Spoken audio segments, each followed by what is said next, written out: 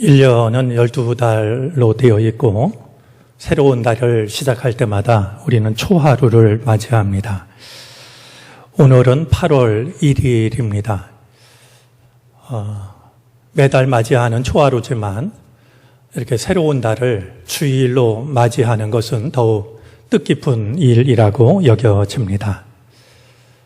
그렇게 뜻깊게 여겨지는 것과는 달리 우리 8월 달도 함께 모여서 예배를 드리지 못하고 영상으로 예배를 드리게 되었습니다. 이름표가 써 있는 것은 아니지만 1, 2부 예배 시간이 되면 교우들은 대개 익숙한 자리에 앉습니다. 여러분들이 앉는 자리를 저도 이제쯤엔 어느 정도 짐작을 하는데요. 여러분들의 모습이 보이지 않는 빈 자리를 마주하며 말씀을 나누게 되었습니다. 영상으로 참여하고 계실 줄 아는데요. 하나님께서 그 시간 그 자리를 성별해 주시기를 바랍니다. 우리가 함께 모여서 예배를 드릴 때나 흩어져서 마음을 모아 예배를 드릴 때나 우리가 드리는 예배에 하나님을 향한 우리들의 믿음이 한결같이 온전히 담기게 되기를 바랍니다. 이번 주 토요일이 절기로는 입추가 되고 8월 23일이 절기로 처서가 됩니다. 그런 점에서 8월 달은 여름과 가을의 경계가 됩니다. 이제 가을로 접어드는 길목인데요. 나는 내 빛깔로 익어가고 있는 것일까? 나는 내 무게로 익어가고 있는 것일까? 돌아보는 그런 8월이 되어졌으면 좋겠습니다. 오늘 새벽에 한 지인이 쓴 글을 읽었는데 마음에 와 닿았습니다. 다음과 같은 글이었습니다. 주님은 회사의 상사가 아니라 아버지이십니다. 아버지는 유산을 주시는 분이시지 월급을 주시는 분이 아닙니다. 참 어려운 때를 보내고 있지만 아버지 되시는 하나님께서 오늘 이 땅을 살아가는 우리들에게 가장 필요한 것, 사람의 노력으로 얻을 수 없는 하늘의 은총을 아낌없이 베풀어 주시기를 바랍니다. 며칠 전이었습니다. 더운 날 수고한다면서 우리 교우 한 분이 교직원들에게 시원한 음료를 전해 주었습니다. 어렵고 답답할 때 서로를 기억하고 격려한다라고 하는 것은 더욱 소중하게 여겨지는데요. 제가 고맙다고 그리고 권사님도 이 어려울 때에 늘 평안하기를 바란다고 문자로 인사를 드렸더니 이내 답장이 왔습니다. 답장 끝에 적혀져 있는 마지막 한 구절이 마음을 찡하게 했습니다. 저희는 주 안에서 씩씩하게 생존하여 생환할 예정입니다. 저희는 씩씩하게 생존할 것이고 그래서 꼭 생환할 것이다 라고 마음을 밝혔는데 그 구절을 대하는 순간 마음이 찡해 오는 것을 느낄 수 있었습니다. 조선시대 이행이라고 하는 시인의 시 구절을 보면 우연히 아름다운 약속 지켜 즐겁게 참된 경지를 깨닫네 하는 구절이 있습니다. 우연히 아름다운 약속을 지킴으로 즐겁게 참된 경지를 깨닫는다 라는 구절인데요. 우리 권사님이 전해주신 이 다짐이 우리 모두의 다짐이 될 수 있다면 참 좋겠다 생각이 듭니다. 그래서 우리가 다시 만날 때 약해진 모습이 아니라 강건한 모습으로 그리고 더욱 의젓해진 믿음의 모습으로 우리 모두가 반갑게 만날 수 있기를 기대합니다. 광야길을 걸어가던 이스라엘 백성들이 큰 위기를 만나게 됩니다. 엘림을 떠나서 시내산 사이 신광야에 이르렀을 때 그만 먹을 것이 떨어지고 만 것이었습니다. 이제 그들이 이 신광야에 이르렀을 때는 출애굽을 한 지 꼭 한 달이 되던 때였습니다. 충분히 먹을 것을 가지고 나왔다라고 생각을 했겠지만 이제 한 달이 지나면서 가지고 나온 먹을 것이 모두 떨어지고 말았던 것이죠. 먹을 것이 떨어진다라고 하는 것은 언제라도 누구라도 삶의 큰 위기입니다. 촉은 목피라는 말이 있는데요.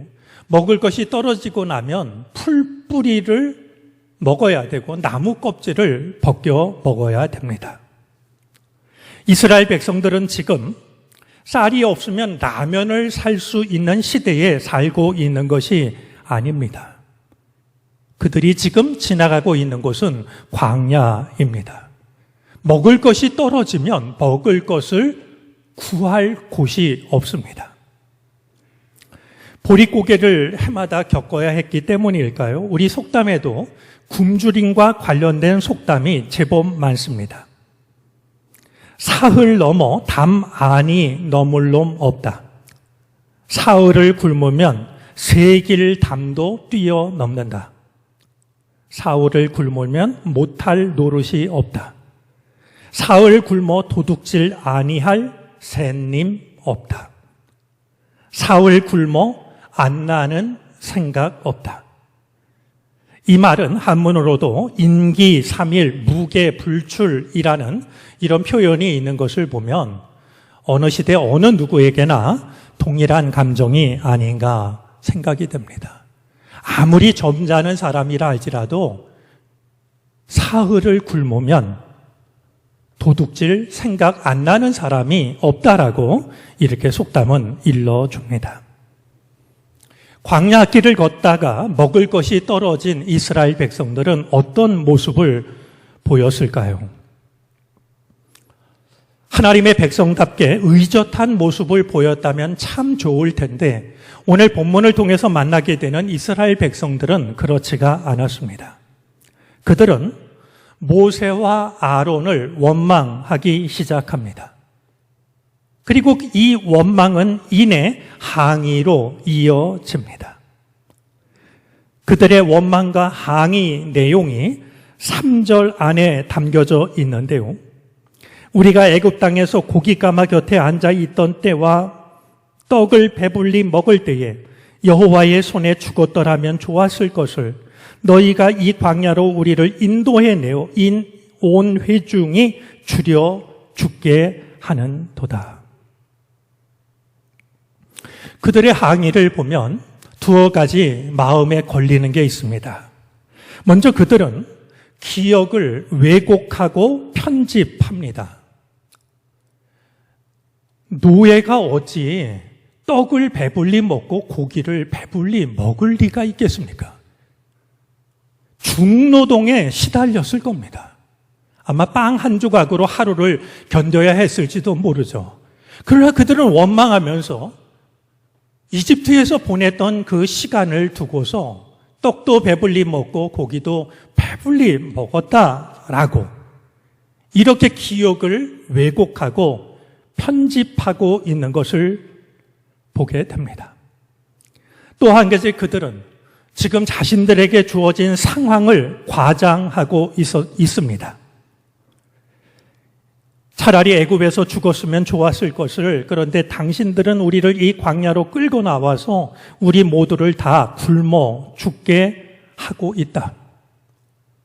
지금 모세는 자신의 삶을 걸고 하나님이 맡기신 백성들을 약속의 땅, 축복의 땅으로 백성들에게 새로운 은총을 경험할 수 있는 젖과 꿀이 흐르는 땅으로 이끌어가고 있음에도 불구하고 우리를 다 죽이려 하고 있다라고 이렇게 상황을 과장하고 있는 것을 보게 됩니다. 저는 이런 이스라엘 백성들의 모습을 통해서 출애굽은 했지만 정체성이 달라지지 않은 하나님 백성의 모습을 보게 됩니다.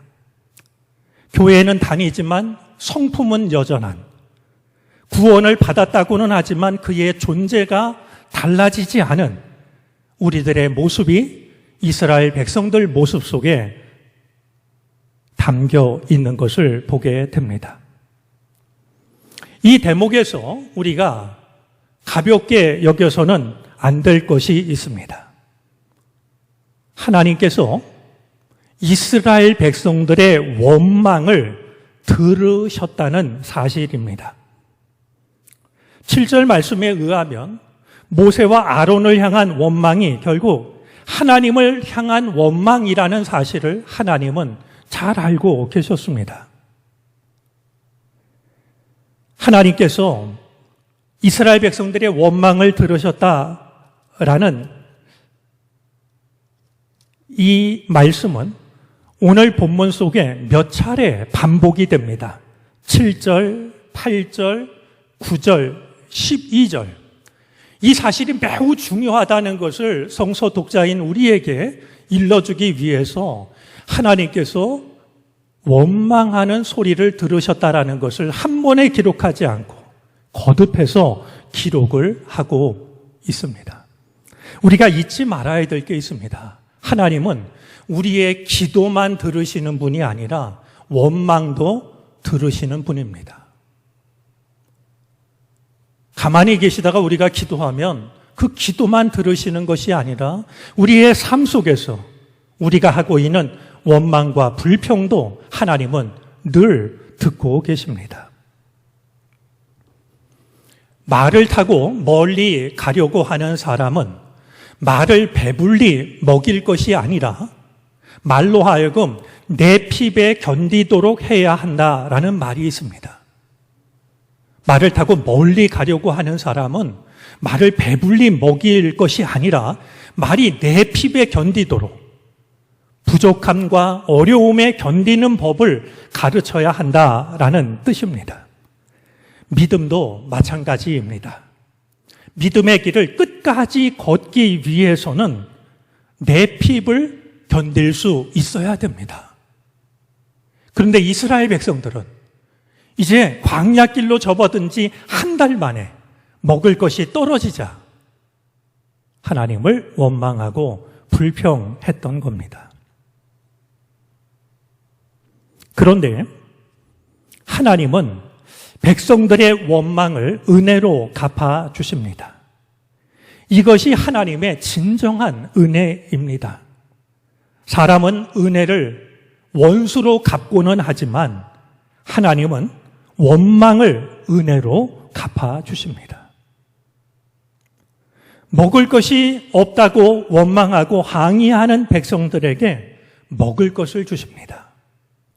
떡을 달라고 하는데 돌을 주신 것이 아니라 먹을 것이 없다고 원망하는 백성들에게 먹을 것을 허락해 주시는 것입니다.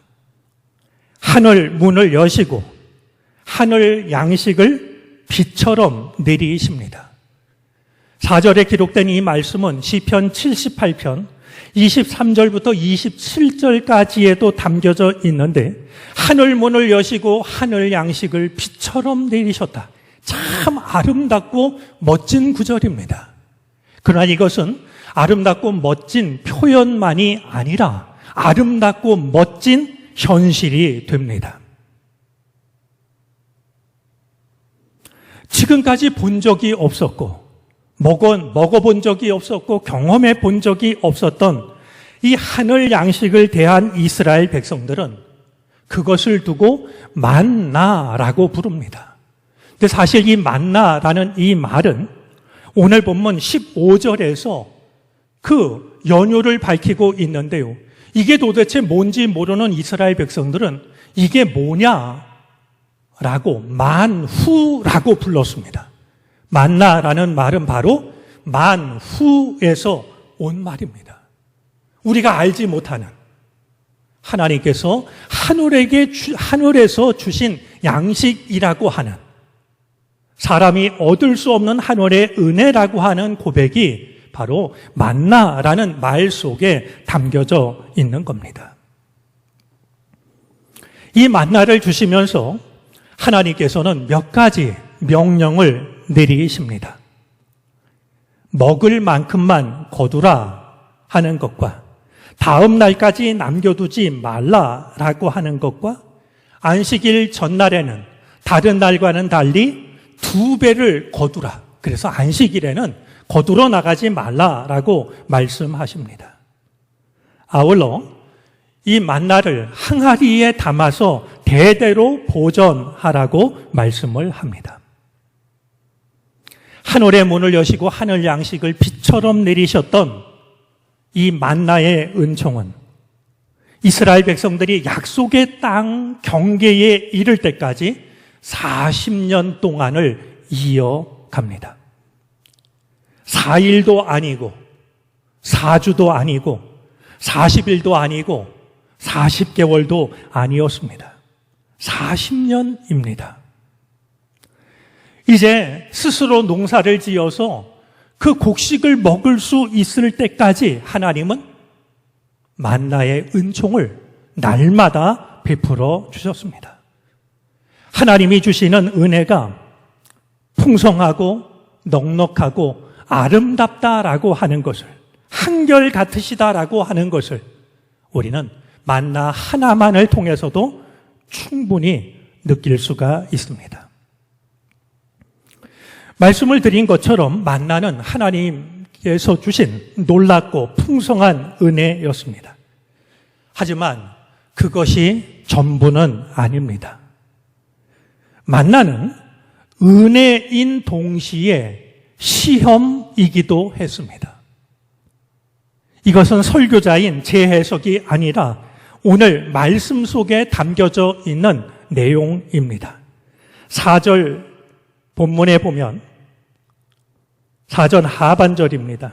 이같이 하여 그들이 내 율법을 준행하나 아니하나 내가 시험하리라. 내가 만나를 죽인 줄터인데 이 만나와 함께 내가 명령한 것을 이 백성들이 지키는지 지키지 않는지를 내가 시험해 보겠다라고 말씀을 하고 계십니다. 이 단순한 사실은 매우 중요합니다. 만나는 은총이자 시험입니다. 과연 이 하나님의 시험 앞에서 이스라엘 백성들은 어떤 반응을 보였을까요? 물론 많은 사람들이 하나님의 말씀을 충실히 따랐을 것입니다. 그러나 다 그런 것은 아니었습니다. 하루치만 거두라고 하셨고, 그래서 말씀을 보면 18절 말씀에 보면 필요한 만큼 거두자 많이 거둔 자도 남지 않았고 적게 거둔 자도 모자르지 않았다. 이게 신앙 공동체에 주시는 하나님의 놀라우신 은혜입니다. 남은 자도 없고 모자른 자도 없고 모두가 풍족함을 누리는 것이죠. 자, 그런데 그들 중에 어떤 이들은 곡식을 더 많이 거둬온 이들이 있었습니다. 그들의 심정은 충분히 이해가 됩니다. 우리라도 그렇지 않았을까요? 과연 내일도 이 양식이 내릴지 안 내릴지 장담할 수 없는 터에 내가 오늘 더 많은 것을 거둬들여야 혹시 내일 하나님이 잊으시거나 하나님이 약속을 잘못하셨거나 양식이 내리지 않으면 비축해 두었던 것을 먹어야 하지 않겠습니까? 여러분, 가끔 우리가 폭식을 할 때가 있는데요. 이 폭식은요, 여전히 우리 마음속에 남아있는 잠재의식 때문이라고 그래요. 내가 언제 굶을지 모른다라고 하는 아주 오래된 인간이 가졌던 그 잠재의식이 여전히 우리 마음속에 남아서 나도 모르게 먹을 기회가 되면 많이 먹으려고 한다는 것이죠. 이스라엘 백성들 중에도 아마 적지 않은 이들이 만나를 비축했을 겁니다. 하지만 그들은 머쓱한 경험을 해야 했습니다. 남겨두었더니 다음 날 보니까 남겨둔 만나에서 벌레도 나고 악취가 풍겨남으로써 먹을 수가 없게 되었던 겁니다. 그러나 이상하게도 안식일 전날 배로 거두어 들인 만나에서는 벌레도 생기지 않았고 악취도 풍기지 않았다라고 말씀을 합니다. 또 어떤 이들 중에는 염려 때문일까요? 게으름 때문일까요? 안식일 날에도 만나를 거두러 나갑니다. 하지만 그들은 빈손으로 돌아올 수밖에 없었습니다. 자, 그 정도라면 이스라엘 백성들은 만나를 통한 하나님의 시험을 잘 통과한 것일지 모르겠습니다. 한 가지 말씀을 듣는 오늘 우리들의 가슴이 뜨끔해지기를 기대하면서 하고 싶은 말이 있습니다. 하나님의 시험은, 만나를 통한 하나님의 시험은 끝나지 않았다라는 겁니다. 하나님의 시험은 지금도 이어지고 있다 하는 겁니다. 만나를 통해서 하나님의 백성들이 말씀대로 사는지를 알아보시겠다라고 하셨던 하나님의 시험은 만나가 그치면서 모두 끝난 것이 아니라 지금도, 오늘도 계속 이어지고 있다 하는 것이죠. 이 시험을 받은 분 가운데 한 분이 예수님이십니다. 하나님 나라 사역을 시작하기 전 예수님은 가장 먼저 시험을 받으셨습니다. 우리가 역시 기억해야 될 게 있습니다. 예수님의 십자가가 우리 모두를 위한 십자가였던 것처럼 예수님이 받으신 시험도 우리 모두를 위한 시험이었습니다. 예수님이 가장 먼저 받으신 시험은 돌로 떡을 만들어 보라는 것입니다. 배고픔의 문제가 인간이 가지고 있는 가장 원초적이고 본능적인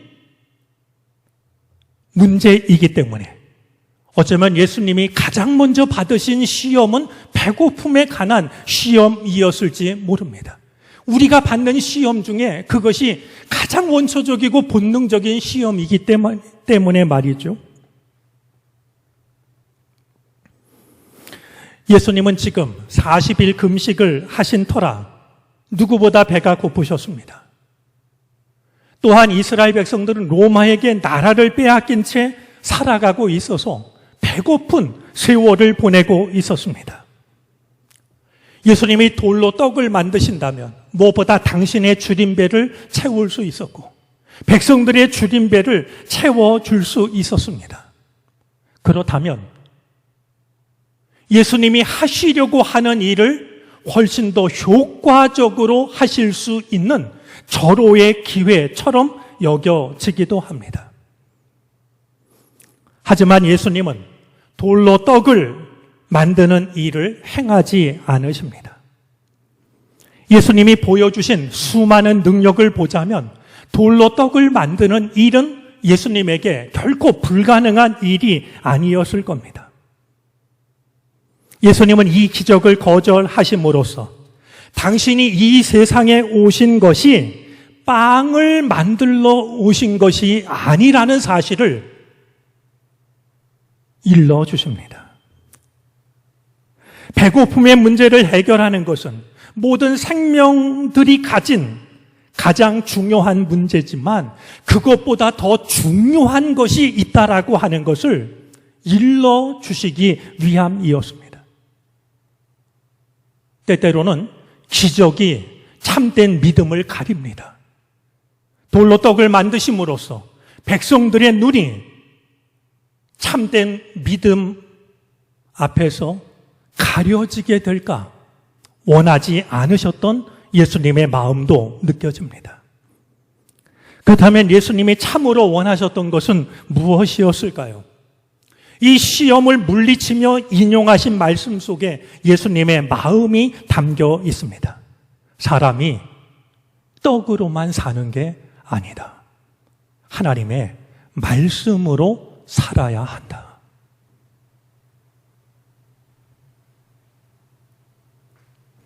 저는 이 예수님의 말씀 또한 우리를 향하신 예수님의 세심한 사랑이라고 생각을 합니다. 예수님이라면 얼마든지 위엄 있고 능력 있는 당신의 말씀으로 시험을 이기실 수 있었을 겁니다. 그것이 훨씬 더 자연스럽고 어울린다 여겨집니다. 하지만 예수님임에도 불구하고 예수님은 구약 성경의 한 구절을 인용하십니다. 신명기 8장 3절 말씀입니다. 다음과 같은 말씀입니다.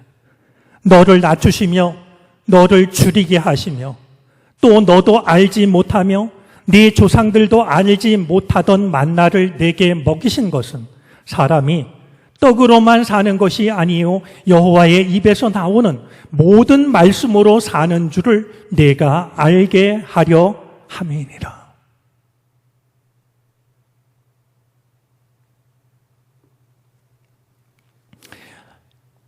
이렇게 구약 성경의 한 구절을 인용하고 계신 예수님의 모습 속에는 예수님의 겸손함과 사랑이 담겨져 있습니다. 내가 가진 특별한 능력으로 위험 있는 말로 시험을 이긴 것이 아니다. 하나님의 모든 말씀 속에는 모든 시험을 이기는 능력이 있다. 나를 보아라. 그렇지 않니? 내가 하나님의 아들이어서 내가 하는 말로 시험을 이긴 것이 아니라 하나님의 말씀 속에는 모든 시험을 이기는 능력이 있다라고 하는 사실을 예수님은 겸손하게 우리에게 보여주고 계십니다. 광야길을 지나는 이스라엘 백성들에게 그랬듯이 세상을 살아가는 우리들에게도 밥은 중요합니다. 이 밥을 빵이라 옮겨도 좋고 떡이라 옮겨도 좋습니다. 빵, 떡, 밥 모두가 살아있는 존재에게는 가장 중요한 것들입니다. 밥이 없으면, 빵이 없으면, 떡이 없으면 우리는 존재할 수가 없습니다.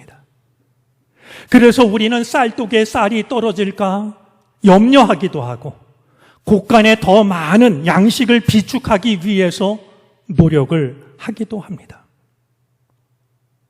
그것이 걱정이든 욕심이든 야망이든 그 모든 것을 버리고 하루하루 하늘에서 내리시는 하늘 양식으로 살아갈 수 있겠느냐고 묻는 이 질문은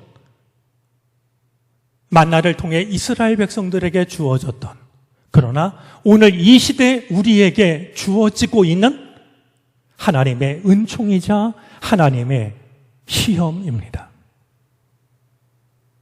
밥은 중요합니다. 밥벌이는 거룩한 일입니다. 목회만 거룩한 게 아니라 자식을 먹이려고 하는 그 모든 땀방울 속엔 거룩함이 담겨져 있습니다. 그러나 우리에게는 밥보다도 중요한 것이 있습니다. 우리에게 필요한 것을 때마다 허락하시는 하나님을 신뢰하면서 날마다의 삶을 하나님의 말씀 안에서 살아가는 것입니다. 밥보다 중요한 것이 있다라고 하는 이 사실을 무엇보다 고난의 때를 지나고 있는 우리 모두가 마음에 명심할 수 있게 되기를 바랍니다. 기도하겠습니다.